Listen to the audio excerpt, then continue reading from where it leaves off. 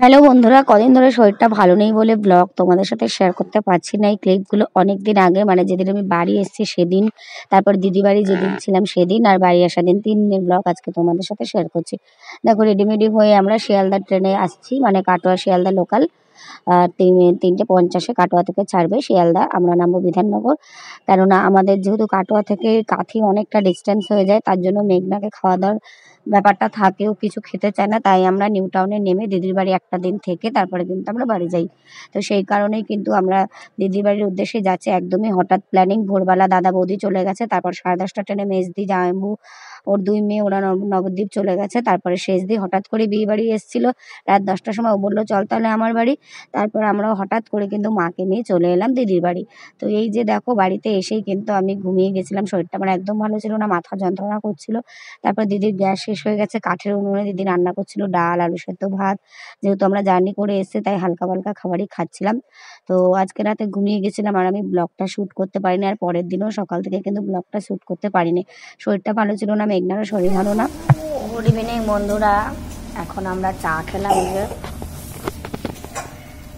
চা খাওয়া হয়ে গেছে, তারপর ক্যামেরা অন করেছি, একটু শুয়েছিলাম, উঠলাম, মেঘনাও ঘুমিয়েছিল, আর আমার দিদি এখন চাউমিন বানাচ্ছে। পড়ে যাবি মেঘনা।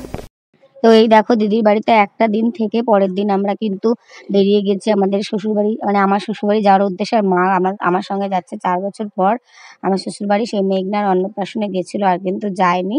তো এইবার মা যাচ্ছে রাস্তা চেনার জন্য, মা যেহেতু এই লাইনে কোনোদিন যায়নি।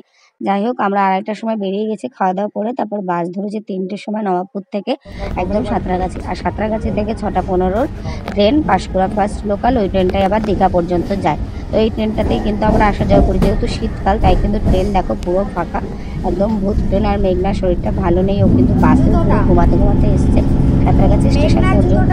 আবার ট্রেনে উঠেও কিন্তু সঙ্গে সঙ্গে ঘুমিয়ে গেছে, মানে একটা স্টপেজও দাঁড়ায়নি, তার আগেই ও ঘুমিয়ে গেছে। আর ওর নাকি গরম লাগছিল, তাই সোয়েটার কিছু খুলে ফেলেছিল।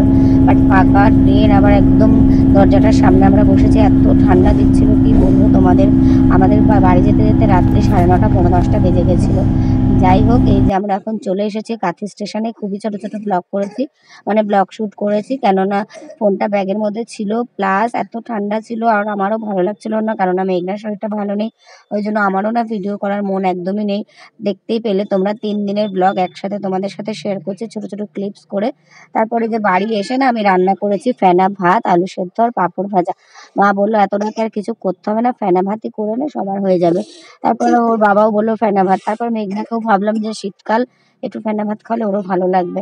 তারপরে এই যে মাকে দেখো খেতে দিয়েছে আর ফোন চালিয়ে দিয়েছে, আমাদের যেহেতু টিভিটা খারাপ হয়ে গেছে। আর মা টেবিলে বসে খেতে পারে না, নিচে বসেই খাওয়ার অভ্যাস, তাই ছোট্ট একটা ব্লগ তোমাদের সাথে শেয়ার করলাম। কেমন লাগলো ব্লগটা জানিও। Tata, good night.